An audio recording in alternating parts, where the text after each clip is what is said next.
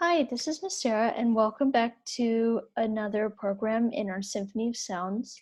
This week is actually going to be our last week in this particular program, and I hope you can join me in a couple weeks when I start my Tech Kids program, where I talk about various tech-related subjects. But for now, let's talk a bit about some strange instruments. So I've talked to you about different instruments in the orchestra, and now I'd like to talk to you and explore some instruments that are outside of the realm of what is usually normal.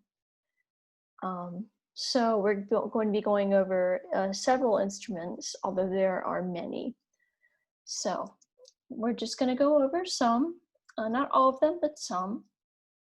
So starting with the Hurdy Gurdy. The Hurdy Gurdy is a really old instrument. Relatives of this instrument date back to the 9th century.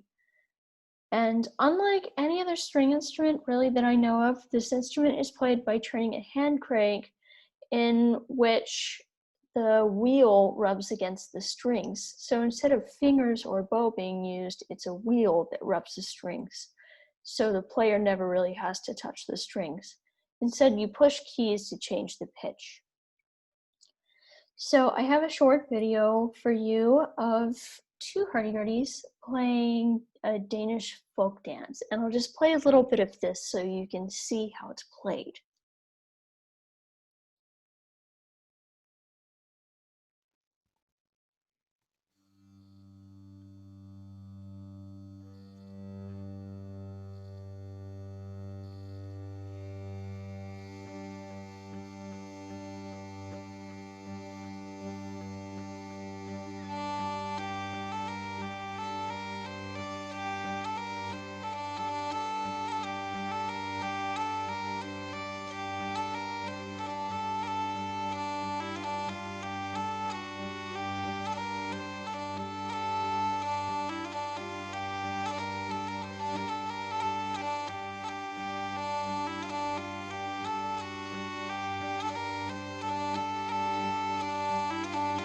Okay, so there's just a bit of that, and something I forgot to mention is that this instrument was really popular in the medieval and Renaissance time periods.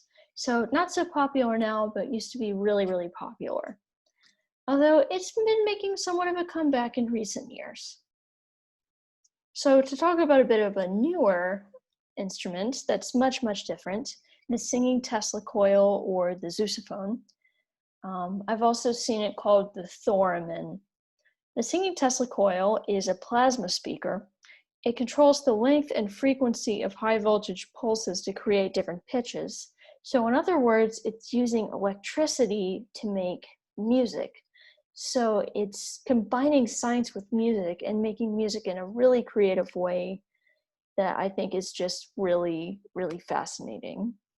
So I have a short clip for you of one of these Theremin sousaphones, or singing Tesla coils, playing a Bach tune that maybe you've heard in Fantasia. Well, I did have it. There we go.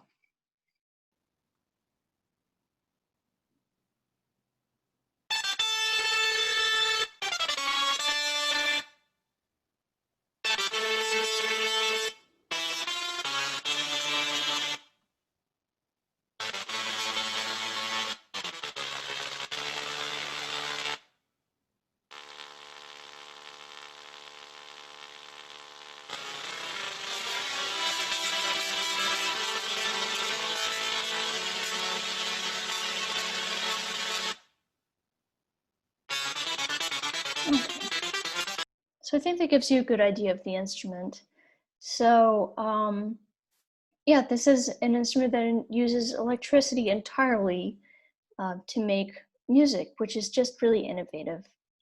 And speaking of another innovative instrument, this instrument is called the C organ. It is located in Zadar, Croatia. So at first glance, it looks like a set of stairs that are completely normal, but it's actually a musical instrument. Under these stairs are plastic pipes of varying sizes, and when the ocean waves and winds go into the pipes, different pitches are produced. So really, in a way, the ocean waves and the wind are helping make music. And an interesting fact about the sea organ, the original stairs that were located in Zadar were heavily damaged during World War II. And those original stairs were just normal stairs. After that, they constructed these musical stairs. So that was just an interesting fact for me. These were created after World War II when the original ones had been heavily damaged.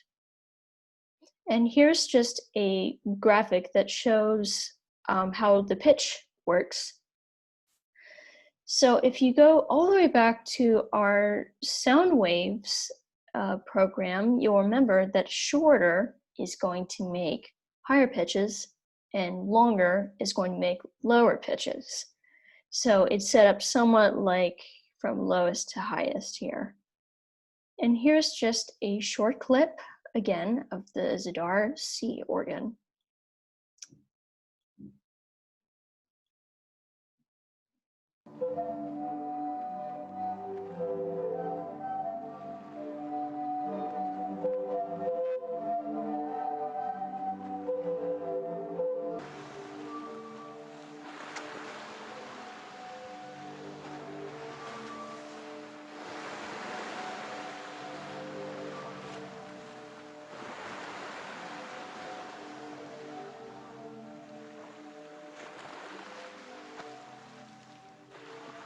Okay, so there's just a bit of that. From what it sounds like, it doesn't really make a lot of tunes, it just creates pitches, but it's a really kind of ethereal and unique sound that's produced by partially the ocean. So that's just one way that water can make music, and later on we're going to explore another instrument that uses water to make music. So the next instrument I want to talk to you about is an electronic instrument. Now, there are lots of electronic instruments out there, but the theremin is unique because you don't need to touch it at all in order to play it. Instead, two metal antennas on either side of the instrument can sense where the musician's hands are, and that controls the sound. One hand controls the volume, while the other hand controls the pitch. And again, you never need to touch this instrument, it just uses the antennas to sense where you are. So I have a clip for you of a theremin player named Clara Rockmore playing a really familiar piece that you should remember from our Carnival of the Animals program, Camille Saint-Saëns' The Swan.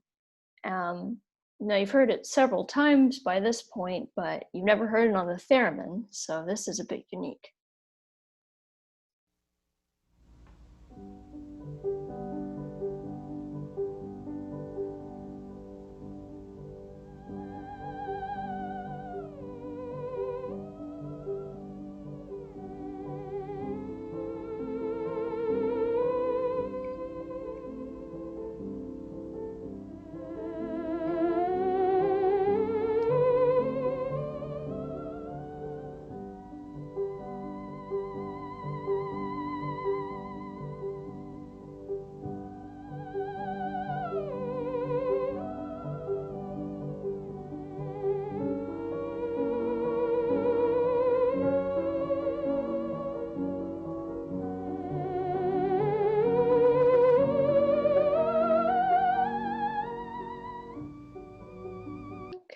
So there's just a bit of that. And again, that should be a really familiar piece to all of you guys, but a very different sounding instrument playing it. It still has a lot of the beauty of the cello, but definitely doesn't really sound like the cello. This instrument has been used a lot in science fiction movies for its otherworldly sound, and I think I can at least hear that. So the next instrument I want to talk to you about is an older instrument called the Calliope. The Calliope makes its music by sending gas, steam, or compressed air through large metal tubes. Originally, train whistles were used as these tubes. It's related to the organ, but it doesn't really sound much like the organ.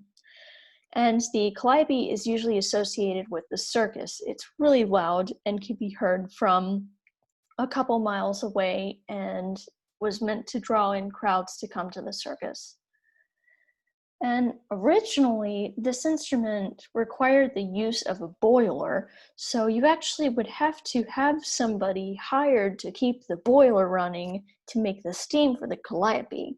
So not only do you have the player of the Calliope, but you have the man who keeps the boiler running for the Calliope. So here's a clip of the Calliope, and you might find the sound familiar. It's also really, really out of tune, and that's characteristic of the instrument.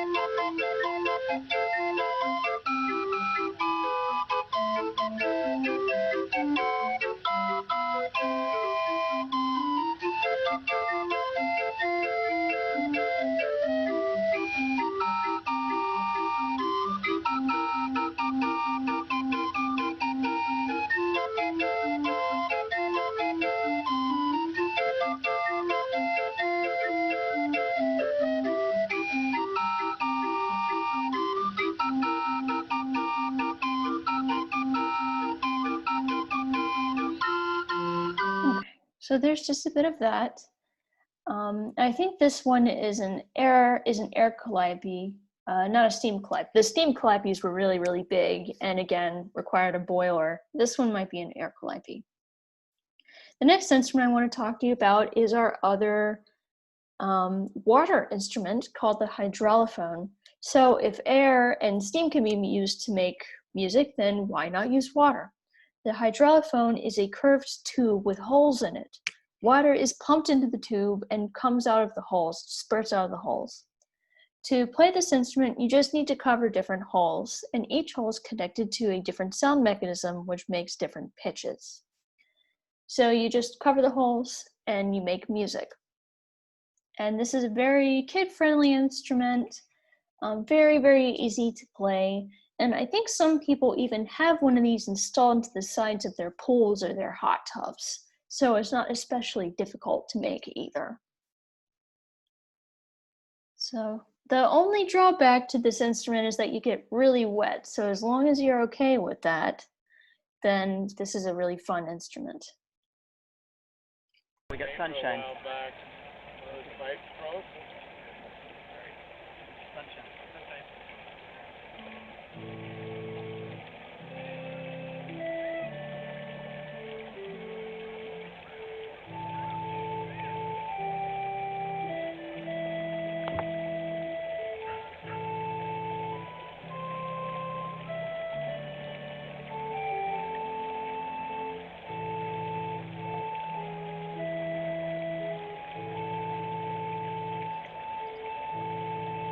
Okay, so there's just a bit of that. As you can see, it's not really a hard instrument to play, and it does make you really wet, but I think that kind of adds to the fun of it. So, the next instrument I want to talk about is the Great Stalagpipe Organ. So the Great Stalagpipe Organ is the world's largest instrument and is located right here in Virginia. It is in Luray Caverns in Luray, Virginia, which is not too far away from us. The reason it's the world's largest instrument is it effectively turns the entire cavern of Luray Caverns into an instrument. So it works like a normal organ, but instead of keys causing air to blow through a pipe, pressing the keys will cause a soft mallet to strike stalactites in the cave, making different pitches. And I have an interesting video explaining more about the Stalagpipe Organ in this video. And hey, maybe some of you have already been to see the Great Stalagpipe Organ since it's not too far away. Just interesting to know it's the world's largest musical instrument. That's an achievement. And to our NewsHour share, something that caught our eye that may be of interest to you too. This year marks the 60th anniversary of the debut of a musical oddity, the great Stalagpipe Organ of Virginia's Luray Caverns. NewsHour recently got a behind-the-scenes look at this one-of-a-kind instrument from those who know it best. Cavern historian John Schaefer starts us off.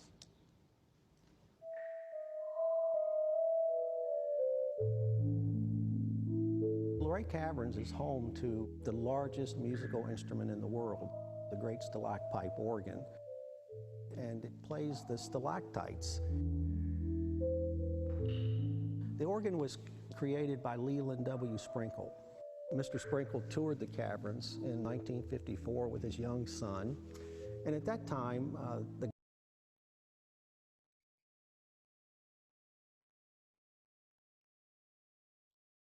Okay, sorry, just a bit of buffering.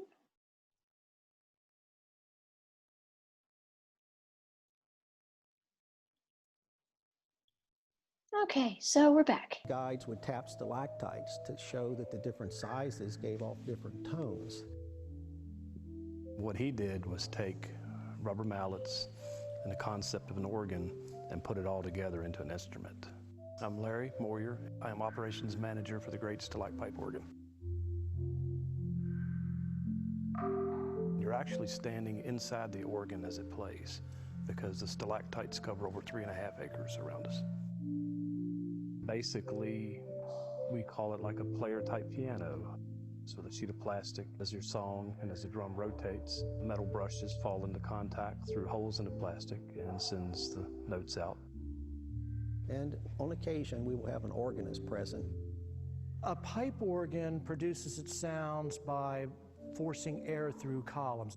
What we're doing here is we're actually playing a 37-note percussion instrument. My name is Otto Pebworth. I play the organ here at Luray Caverns. And I've been playing pipe organs now for probably close to 30 years. It's very settling, very soothing. I just have a chance just to stop and let everything go quiet and make music. And that's what makes it the nicest thing. A room like this lends itself more toward the more peaceful things like Moonlight Sonata or some of the Bach preludes. The Stalagpipe organ is a totally unique instrument unto itself. And because of that, you can just hear something that is totally natural and totally special. It can't be duplicated. Okay, so maybe, like I said, maybe you've seen this instrument yourself or heard it since it's so close. And if you haven't, then I definitely recommend that you do. It's a very beautiful, ethereal sound. And again, the world's largest instrument and such a unique way to make music. In this program, we're definitely learning that music can be made in almost any kind of way. With that being said, we're going to be talking about our last instrument now for today, called the glass harmonica. Now, this instrument was invented by Ben Franklin. The glass harmonica is made of glass bowls that have different thicknesses. This makes each bowl have a different pitch. To play this instrument, you must wet your fingers with water and gently rub the bowls. So, as you can see here, there are all the bowls, and it's on this spinning mechanism. And you just gently touch the bowls that are spinning. So lastly, for today, I have a video for you demonstrating this instrument, and I think you'll really love the sound of it. It's very, very pretty.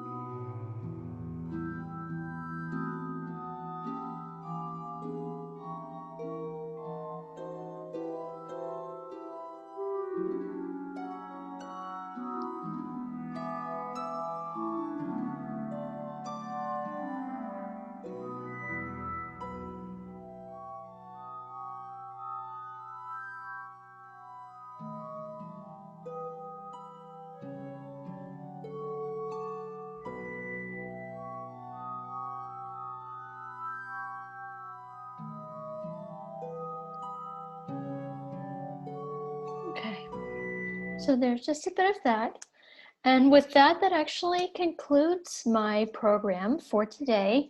And for now, that is the end of our Symphony of Sounds. I hope you've enjoyed learning with me. I know I've definitely learned a lot, and I'm looking forward to continuing to do more programs with you.